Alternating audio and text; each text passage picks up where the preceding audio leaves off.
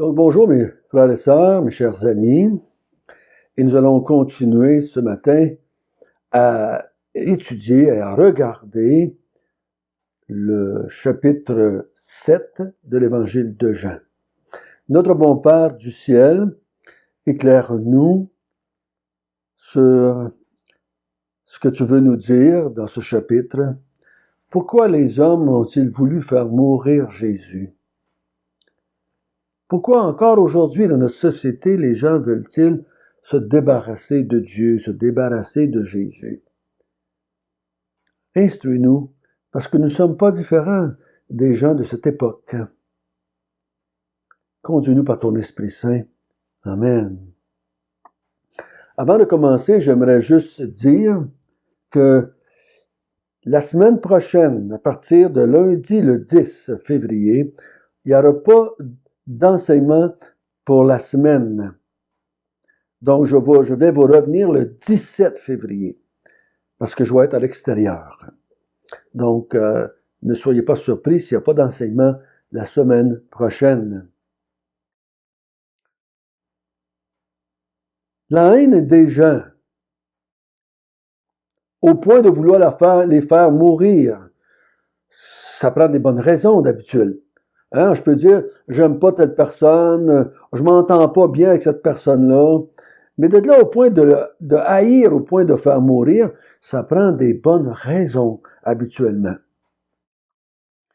Et hier, Jésus a dit, le monde me hait parce que je rends témoignage que ses œuvres sont mauvaises.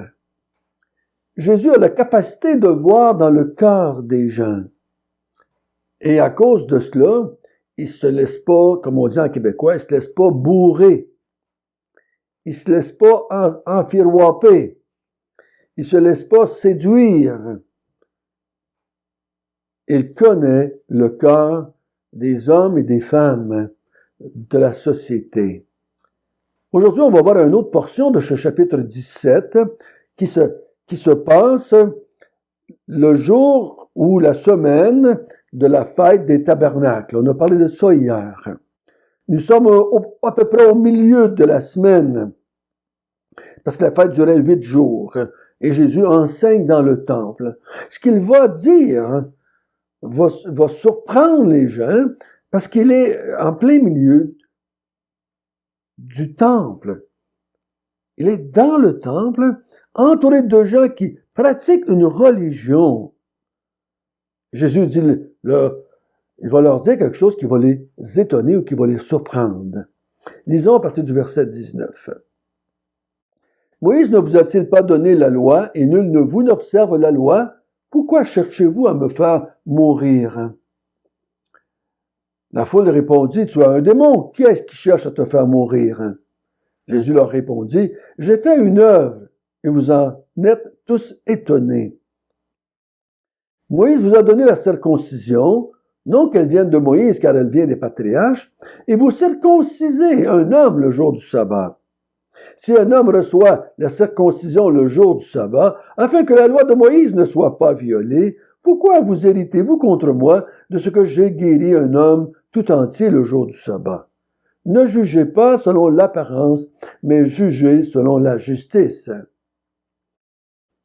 Hier, j'ai écouté une entrevue qui se passait en France, dans un groupe de personnes, et un avocat qui était là a dit, dans notre société laïque, c'est difficile, et ça va prendre du temps à ce qu'on réussisse à se débarrasser de Dieu.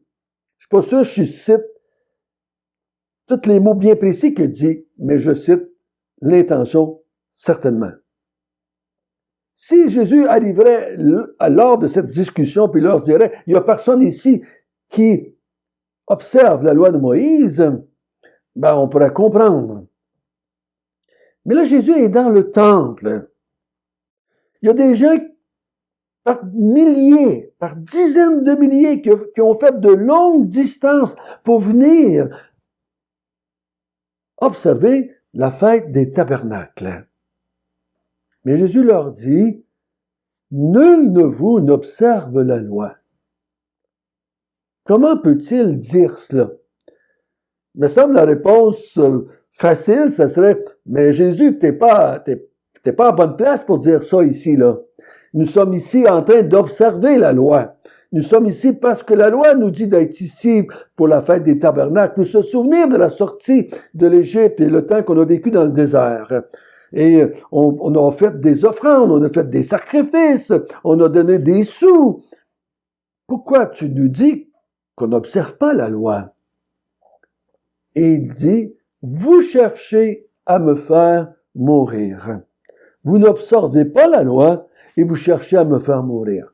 La foule répond tout de suite au verset 20, mais t'as un démon. Qui est-ce qui cherche à te faire mourir?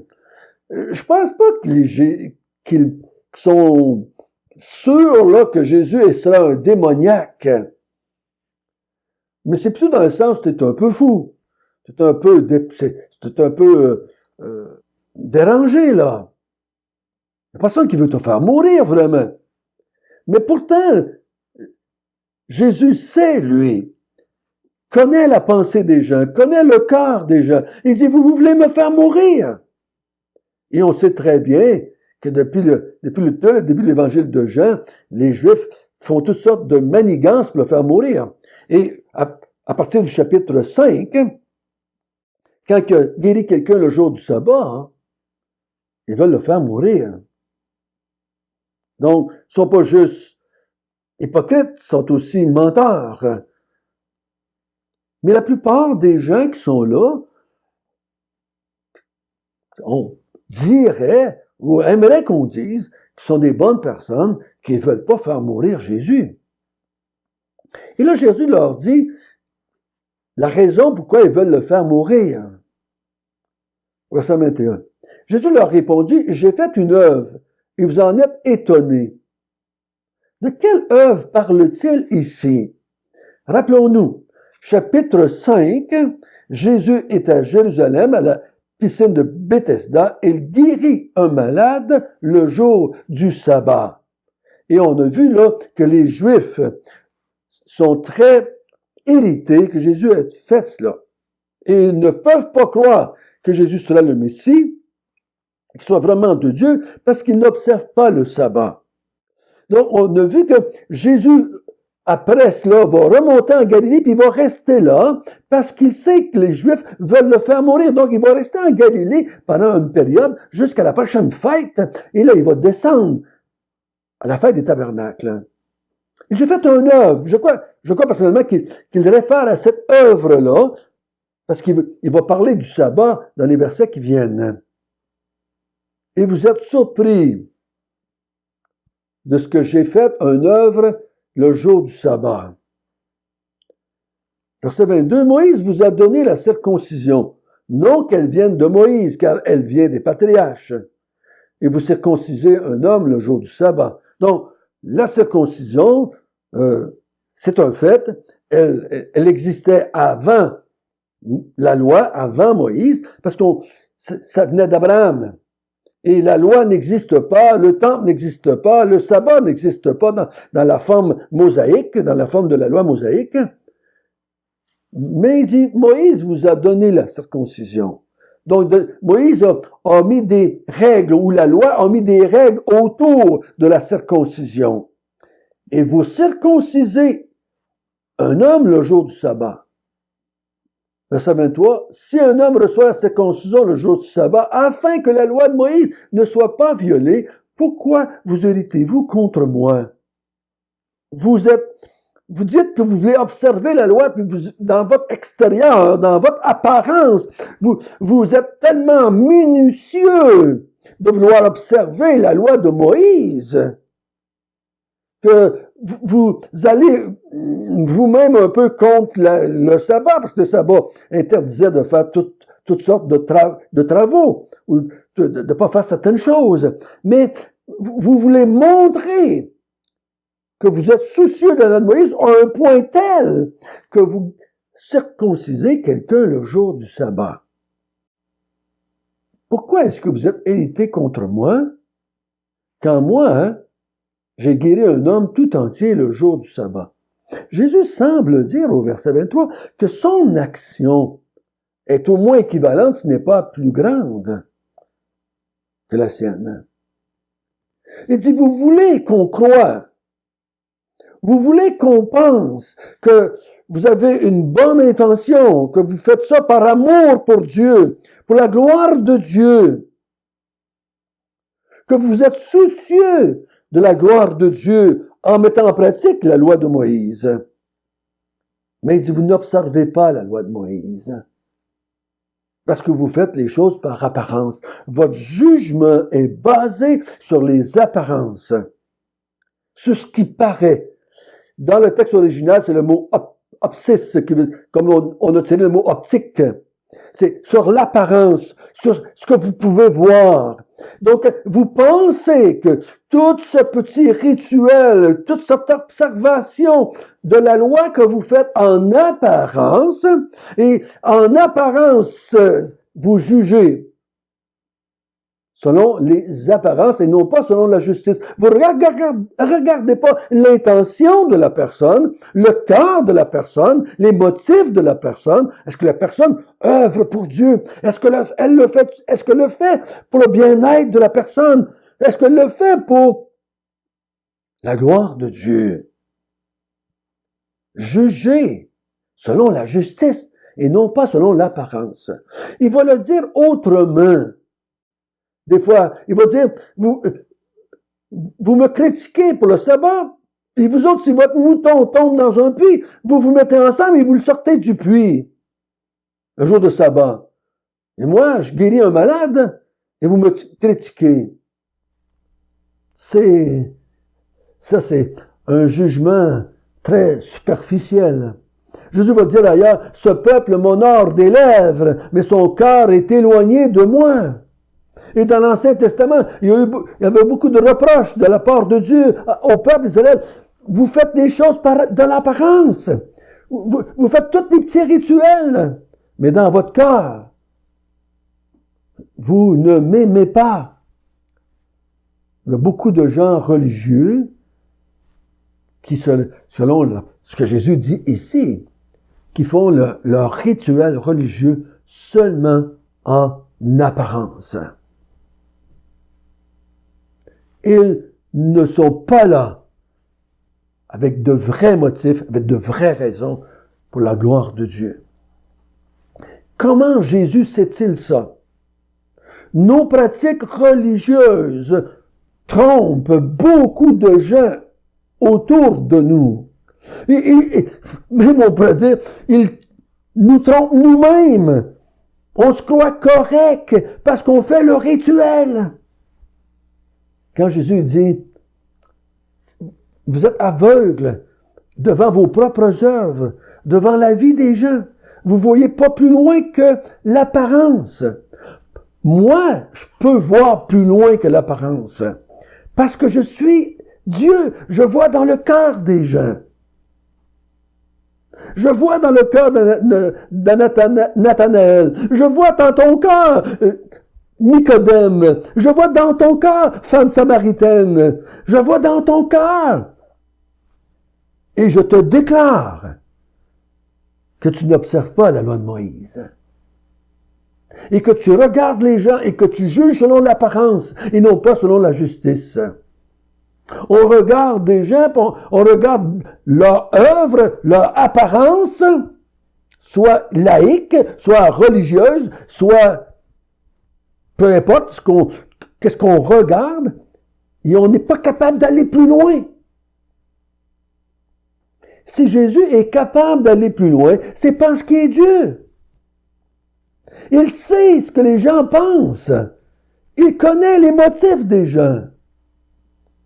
Et ça, c'est important à comprendre. Et c'est ça que Jean a compris. Jean était là. Jean va avec Jésus. Jean était aussi à la fête. Ça ne me surprendrait pas que Jean était peut-être dans la foule en train d'écouter Jésus. De dire, c'est bien vrai. Jésus ne se laisse pas avoir par les apparences. Et c'est pour ça que Jésus va dire dans un autre évangile, il y a beaucoup de gens au jour du Seigneur, à la fin du monde, qui vont dire, Seigneur, Seigneur, nous avons parlé de toi, Seigneur, Seigneur, nous avons pratiqué notre religion, Seigneur, Seigneur, nous avons fait toutes sortes de prières, Seigneur, Seigneur. Et Jésus va leur dire, éloignez-vous de moi, vous qui commettez l'iniquité. Le Seigneur ne sera jamais trompé par les apparences. Il voit au travers de nous, jusque dans la profondeur de notre âme de pécheurs que nous sommes. Nous sommes des pécheurs.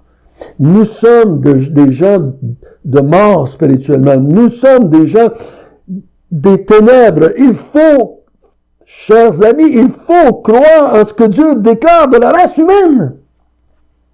Il dit, en Jésus était la lumière, et la lumière est venue dans les ténèbres. Les ténèbres, c'est nous, les êtres humains. Il nous le déclare, vous êtes ténèbres, et on ne veut pas le croire. Non, non, non, non, on est des bonnes personnes, on observe la loi, regarde, on est ici, là, dans le temple, dans une église, on est des bonnes personnes. C'est vraiment, c'est du bon monde, ça. Ces petits-enfants-là, c'est tous des petits anges. On est du bon monde, mon frère. Après tout, là, Jésus, tu te trompes, là. On va dire ça aux gens qui sont dans un bordel, pas des gens qui sont dans le temple, dans les églises. Les gens les plus hypocrites au temps de Jésus, les gens, ce que Jésus a repris le plus sévèrement pour leur hypocrisie, c'était les gens religieux. Il n'y a pas plus hypocrite que les religieux. C'est triste, c'est dur pour nous d'entendre ça. C'était dur pour les gens d'entendre Jésus leur dire ça dans le temple, en Jérusalem, en pleine fête, en pleine pratique religieuse. Il leur dit, vous ne pratiquez jamais la loi de Moïse. Et tout ce que je vois ici, c'est des apparences. Hein? Et non pas des gens honnêtes et justes. Hein? C'est pour ça qu'il nous invite, hein? Non pas à la pratique religieuse, mais il nous invite à la foi. Croyez en moi. Croyez, je suis descendu du ciel. Croyez que je suis venu d'en haut. Croyez que Dieu est mon Père, mon propre Père. Croyez que je suis la lumière du monde. Croyez que je suis le pain descendu du ciel. Croyez que je suis l'eau de vie. Croyez, et je vais vous donner la vie éternelle. Mettez votre confiance dans mon œuvre et non pas dans vos œuvres. Notre bon Père du ciel, merci que tu as été honnête avec nous, merci que tu as été franc avec nous, merci que tu as la capacité de voir plus loin que les apparences.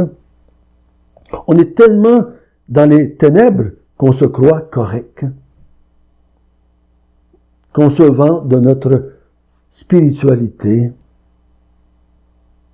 Ô Seigneur, merci que tu ne nous as pas laissés dans cette fausse impression qu'on avait à notre propre sujet, au sujet des gens qui nous entouraient. Merci de nous avoir révélé ta personne. Sois béni éternellement. Amen. Rappelons-nous, pas d'enseignement pour la semaine qui s'en vient. Donc, du 10 pour toute la semaine, j'aurai pas de vidéo ou pas d'enseignement. Je vous reviens le 17 février. Bonne fin de semaine à chacun.